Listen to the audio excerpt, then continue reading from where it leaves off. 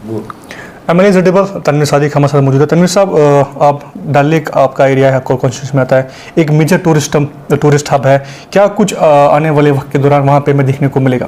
देखिए, पहली तो बात, मैं ज़रूर MLA जेडीबल हूँ, जिसमें बहुत सारे जो नामी लेक्स हैं वो आते हैं, लेकिन शहर श्रीनगर के लिए भी जितने भी बड़े बड़े वाटरवेज़ हैं वो बहुत अहम है। और उसी की वजह से, अगर आपको याद होगा, पिछले महीने मैं यूनियन मिनिस्टर्स टूरिज़म से मिला था, वो बहुत पॉजिटिव थे और उन लोगों ने एश्योर किया है कि वो टेक्निकल और फाइनेंशियल सपोर्ट करेंगे।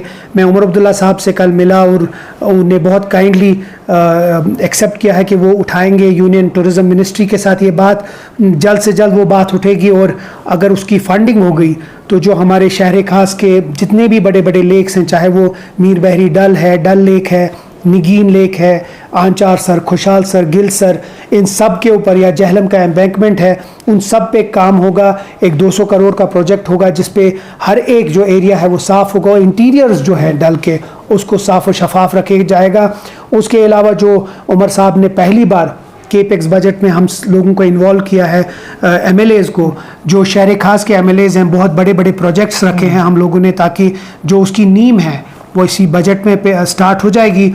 जिस तरह मेरे एरिया में मैंने जो सोवरा हॉस्पिटल का इमरजेंसी ब्लॉक है, अगर आप देखेंगे कितनी बुरे हाल में है, उसको अपग्रेड करने में 7 करोड़ का मैंने प्रोविज़न रखा है। उसी तरह साइकेट्रिक हॉस्पिटल है, उसी तरह जवाहरलाल नेहरू रैनावारी हॉस्पिटल है, हज़रत बल मॉस्क के बाहर मेहराब की बात है, या बच्चों के लिए जो स्कूल, जो इंडोर ऑडिटोरियम जिसमें टेनिस होगा, ये सब चीज़ें होंगी। और उसके अलावा जो बाकी कम्युनिटी हॉल्स है जेडीबल में, वो मैंने रखा है। ये बहुत एक बड़े बड़े प्रोजेक्ट हैं।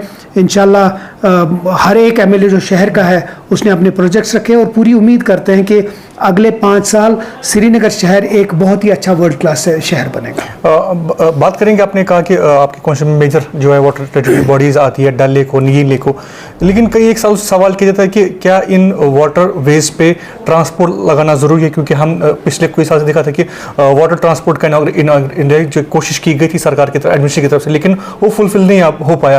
क्या आने वाले साल के दौरान या महीनों के दौरान कोशिश करेंगे कि वाटर ट्रांसपोर्ट को फिर से वापस ला जाए? बिल्कुल करेंगे। उसमें हमारा जो मंशूर है उसमें भी हमने ये बात उठाई है कि वाटर ट्रांसपोर्ट शहर खास के लिए बहुत अहम है, लेकिन उसके साथ साथ जो जहलम के जो हाउस बोट्स हैं उनको कहीं नुकसान ना पहुंचे, उन लोगों को भी हमें ऑन बोर्ड लेना पड़ेगा, क्योंकि उनकी भी डेलीगेशन मुझे पिछले दिनों मिली थी।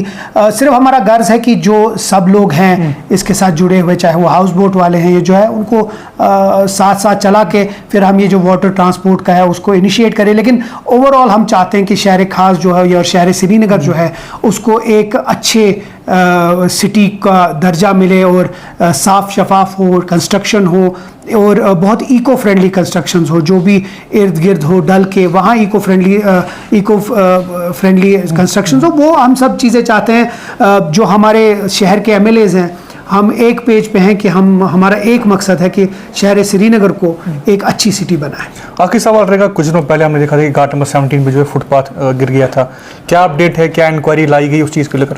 देखिए, मैं पर्सनली वहाँ गया था, मैंने जब देखा उसको, लेकिन उसके साथ साथ चीफ मिनिस्टर साहब और उनके जो ऑफिस है बड़ा सीरियस व्यू लिया है उसका, और उस पर एक इंक्वायरी CM साहब की तरफ से उठाई गई थी कि इसके ऊपर कि ये कैसे हुआ और इसके पीछे कौन कौन है जिसने ये काम किया है।